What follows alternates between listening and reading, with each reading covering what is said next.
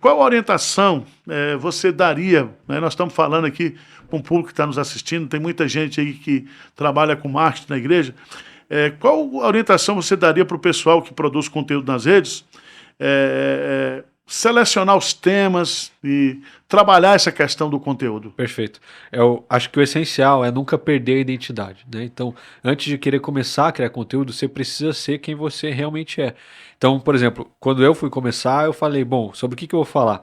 Se eu entrar na área teológica, às vezes eu não tenho tanta bagagem, não tenho tanto conhecimento, eu não sou teólogo. Eu tinha ali meus 18, 19 anos. E Você não é Augusto de Codemos que pode... Não, longe disso. Nem o Arival, nem o Hernandes, nem o Pascoal. Então, eu fiquei, cara, eu acho melhor eu ter mais temor nesse sentido. Então, eu falei vida cristã, vida com Deus, dia a dia, leitura bíblica, oração, jejum, tempo na palavra. Isso eu me sentia mais confortável de falar porque eu, de fato, vivia isso. Era o meu dia a dia. Certo. Então, eu tinha propriedade para falar sobre esse assunto porque fazia parte da minha identidade.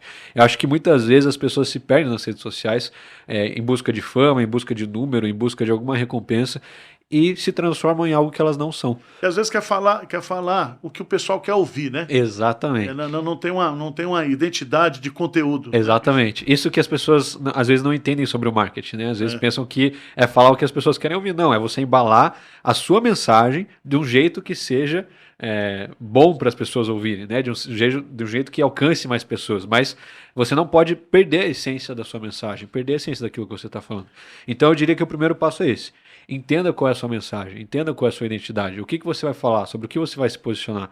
Quando você fizer isso, você vai estar sendo obediente e fiel àquilo que a palavra diz. E aí você vai ver os frutos disso muito mais fácil. E depois, um segundo passo, eu diria, é de fato, estude como as redes sociais funcionam.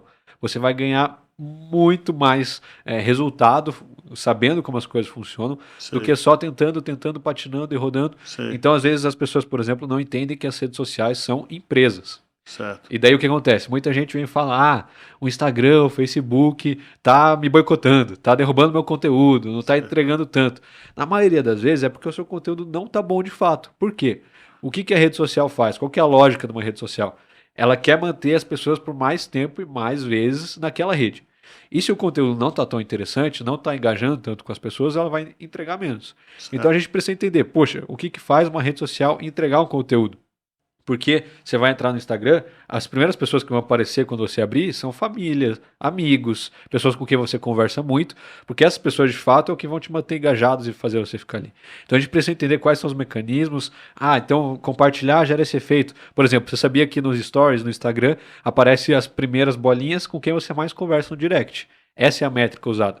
Então a gente precisa entender como isso funciona para não ter expectativas frustradas. Eu vejo tantos pastores se empenhando em criar conteúdo e, poxa, cara, tô lá há 6 meses tentando e não sai nada, não consigo. Fala, pastor, você tá há 6 meses tentando a mesma coisa.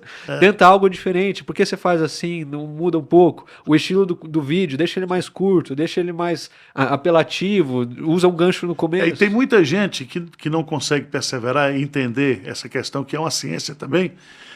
Então ele diz assim, não, o negócio é produzir besteira, né? Produzir, o pessoal gosta de ouvir besteira, e não é assim, né? Eu acho que tem aí as pessoas que a parte de divertimento das redes sociais, mas tem muita gente procurando conteúdo sério. Agora, só que você tem um público eclético, né? É o que eu digo aqui na igreja quando eu vou pedir oferta, tem gente que oferta para missões, tem gente que oferta para furar poço, tem gente que oferta para... Cada uma causa diferente. Cada um tem uma causa, se identifica, né? Então, uma das coisas que eu posso dar um testemunho aqui, né? A Igreja Presbiteriana de Pinheiros, ela é uma igreja muito raiz, muito comum, muito tradicional. Sim. O nosso culto é um culto tradicional, a gente canta os hinos, né? O pastor Hernandes sobe de paletó e gravata no domingo para pregar. Nós não temos jogo de luzes, né? Nós não somos bonitos, ninguém maqueia para fazer a gente canta os hinos, né?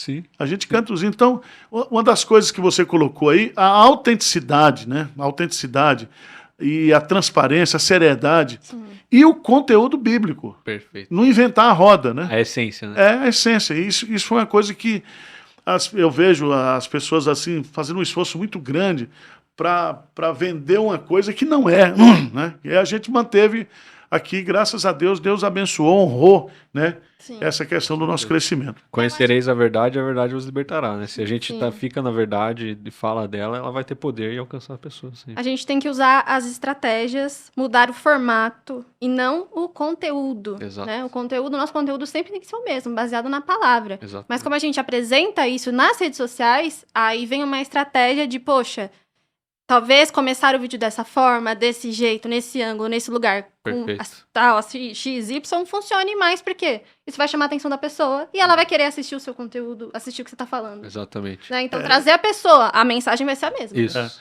Eu, por exemplo, sou uma anta mesmo nesse negócio de internet. Então, o que eu faço? Ela é minha assessora, né? Isso aí. E ela pra mim. fica me perturbando o tempo. Passou, faz isso, manda uma foto, faz isso. aí. Na maioria das vezes, às vezes ele não me Faz um obedece, texto assim, faz assado. É uma luta, é uma eu me luta. esforço muito. O corpo tem vários membros, né? Cada um com a sua função. Então tá aí. Agora, uma pergunta que eu queria fazer para você. Ao mesmo tempo que nós temos cristãos usando as redes sociais com sabedoria, existe também uma cultura hoje de celebridade de coisa ruim, Pastor Coach. né? Pastor coach, sim. esse negócio. Como é que você explica isso?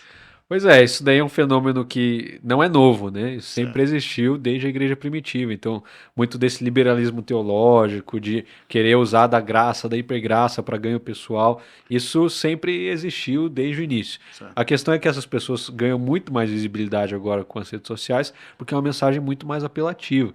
Então, nós nos tornamos o centro do coração de Jesus, né? Aquela coisa maravilhosa, linda. Sim. Você pode vir do jeito que você está e ficar assim mesmo, não tem problema nenhum, ninguém peca, ninguém é pecador e tá tudo certo. Então, o que muda é isso, porque isso vira uma palestra motivacional, né? Não vira pregação do evangelho. Quando não tem arrependimento do pecado, quando não tem pregação, exposição da palavra, aquilo que é verdadeiro, aquilo que é reto e justo, você não está de fato pregando o evangelho, você está pregando outra coisa. Talvez um coach, talvez uma palestra motivacional, algo nesse sentido. Então a gente precisa sempre nos precaver, sempre estar baseado e fundamentado na palavra, sempre usar a Bíblia como filtro para isso, porque independente de números, um cara pode ter 200 visualizações em um vídeo e ser muito mais bíblico do que o cara que tem 20 milhões. Certo. E a gente precisa ter o filtro certo. O nosso filtro, os nossos óculos precisam ser da palavra. E não daquilo que o mundo vê. Nunca deve ser. Então, se o mundo vê números, se o mundo vê fama, se o mundo vê aceitação, a gente precisa voltar para a palavra e valorizar o que a palavra valoriza. E é assim que a gente vai conseguir filtrar aquilo que é verdadeiro, aquilo que não é, reter o que é útil, descartar o que é ruim e aprender em todos os sentidos. Mas nessa praia sua de marketing, né? Sim.